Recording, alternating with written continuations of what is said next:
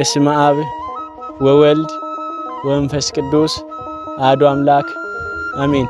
ሰላም ጤና ይስጥልኝ። ውድና የተከበራችሁ ይሄን ድምጽ የምትሰሙ በሀገር ውስጥ ከሀገር ውጭ የምትገኙ ውድ ኦርቶዶክሳውያን ኢትዮጵያውያን ትውልደ ኤርትራውያን ይህ ያለንበት ቦታ በኢትዮጵያ ኦርቶዶክስ ተዋሕዶ ቤተክርስቲያን በሀዲያና ስልጤ ሀገረ ስብከት በሶሮ ወረዳ ቤተ ክህነት ስር በሚገኘው በአዲስ ተከላ ላይ በሚገኘው ኦምቤለንጌ ቅዱስ ዮሐንስ መጥምቅ ቤተክርስቲያን ነው።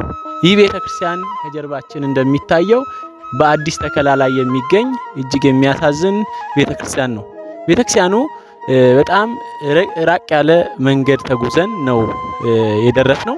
ከፊታችን ወንድማችን በካሜራም በደንብ አድርጎ ያሳያቸዋል። እኒ የሚታዩት ረጃጅም ሰንሰለታማ ተራራዎች የጂማ ዞኖች ቀበሌዎች የሚገኙበት መልካም ምድሩ በጣም ሩቅ ከማዕከላዊ ኢትዮጵያ መቀመጫ ከሆነችው ከሆሳና በጣም ብዙ ርቀት ሄደን የወጣንበት ነው።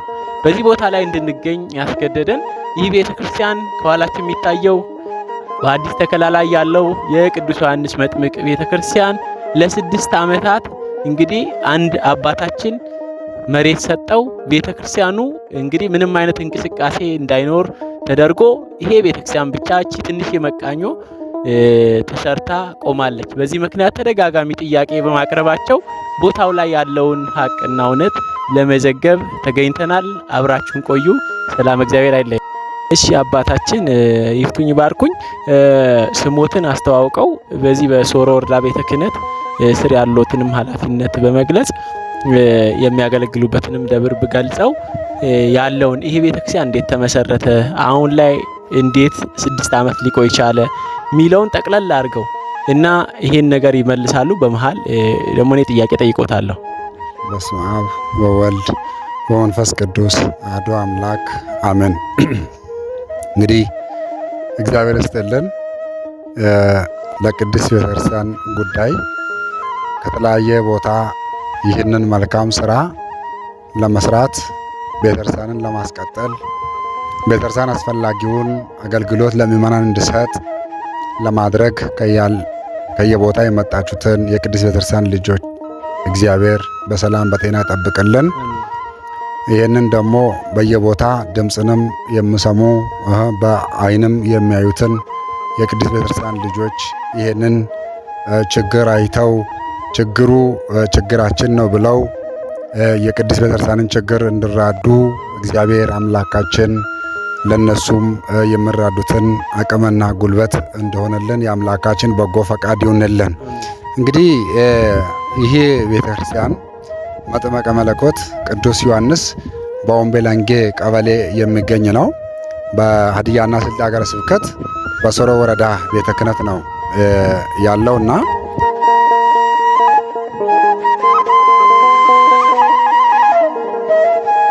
እኛ ወደዚህ ቤተክርስቲያን ስንመጣ እኔ በወረዳ ቤተ ክህነት ላይ አገለግላለሁ። የወረዳ ምክትል ሰብሳቢና የሰበካ ጉባኤ ማደራጃ ክፍል ኃላፊ ነኝ።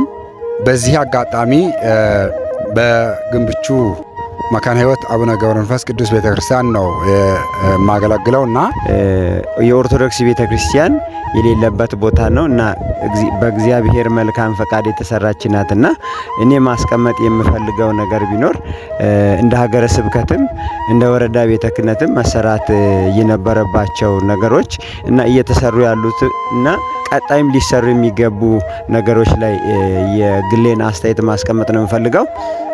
ምእመናንን አንድ ወቅት ላይ እየቤታቸው እየገባን እናጽናናቸው ነበረ፣ እንቀሰቅሳቸው ነበረ።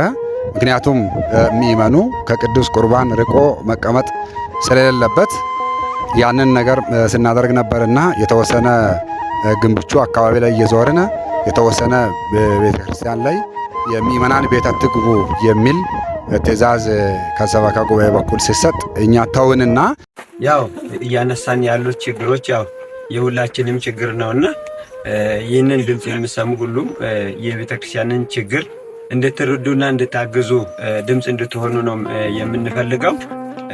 ያው አንድ ቤተክርስቲያን ለምእመናን ከምንም በላይ ከርስታቸውም በላይ የሰማይ ቤት ርስት ናትና ስጋውን ደሙን በአግባቡ እንዲቀበሉ ወንጌል በቋንቋቸው እንዲማሩ ንስሐ እንዲገቡ ንስሐ አባት እንዲያገኙ ትውልድ ደግሞ እየተተካ እንዲሄድ እንዲደረግ ቤተክርስቲያን አስፈላጊ ነውና ለንጌ በሚለው አቅማችሁ የሚችለውን ነገር እንድትደግፉ በእግዚአብሔር ስም ጥሪያችንን እናስተላልፋለን።